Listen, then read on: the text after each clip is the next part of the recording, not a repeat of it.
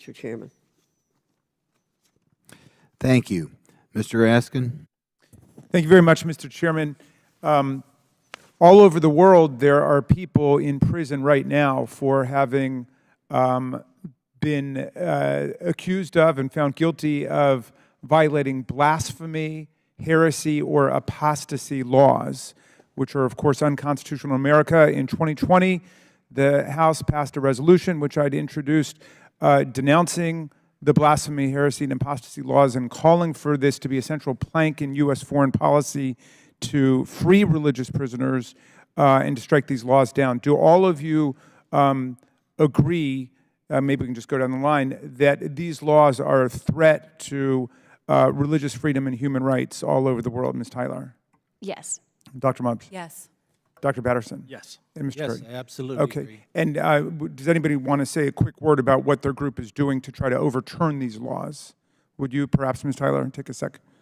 Yes, so BJC did endorse your legislation, Mr. Raskin, for H.R. 512 to send the signal to the State Department to prioritize countries getting or not enforcing their blasphemy laws, because 1/3 of countries around the world do have blasphemy laws, although not all of them enforce them. I think a point that is important to make is that blasphemy laws don't only hurt the religious freedom of religious minorities in those countries, but also co-religionists, because it tries to enforce a single view of a religion. They do indeed. I'm going to have something to say about that. Religious freedom in our country means two things. Our framers rebelled against centuries of religious warfare, wars between the Catholics and the Protestants, every bit as vicious as wars between the Shia and the Sunni today.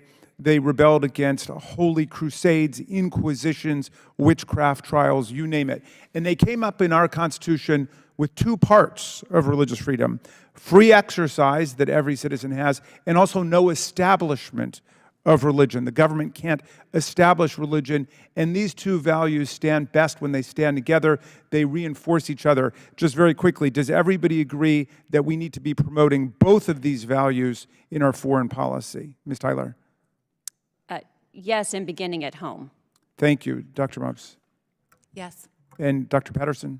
Yes, with a caveat that we could imagine societies where a vast part of the majority are part of one religious orientation, and where they have free exit, where they have free exercise for the common people, for other citizens from religious minorities, and yet they may, due to their history, religion, and it being a large majority, where there may be favorable treatment towards one religion, but where religious minorities could freely practice.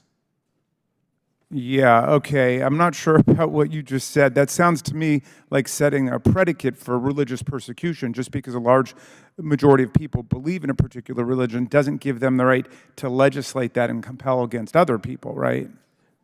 What I'm talking about is countries that may be on a historical trajectory towards increasing religious liberty over time, particularly smaller countries that have a large religious population that's pretty homogenous. Okay. Mr. Curry? I would agree with your statement. Thank you kindly. I will look. I belong to the Tom Lantos Human Rights Commission. I've adopted numerous prisoners of conscience. I would challenge and encourage all of my colleagues to do what I've done.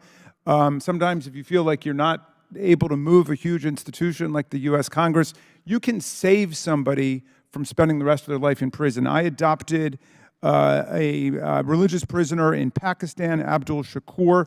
It was an 82-year-old bookstore owner who the Pakistani government had imprisoned for heresy, simply for religiously subversive thoughts, allegedly, and we got him out. And he's a Muslim himself, but he practiced the Ahmadiyya faith. I advocated for the release of Kanchok Sepal, who's a Tibetan writer who created a website promoting and celebrating Tibetan culture. Chinese authorities sentenced him to 15 years in prison.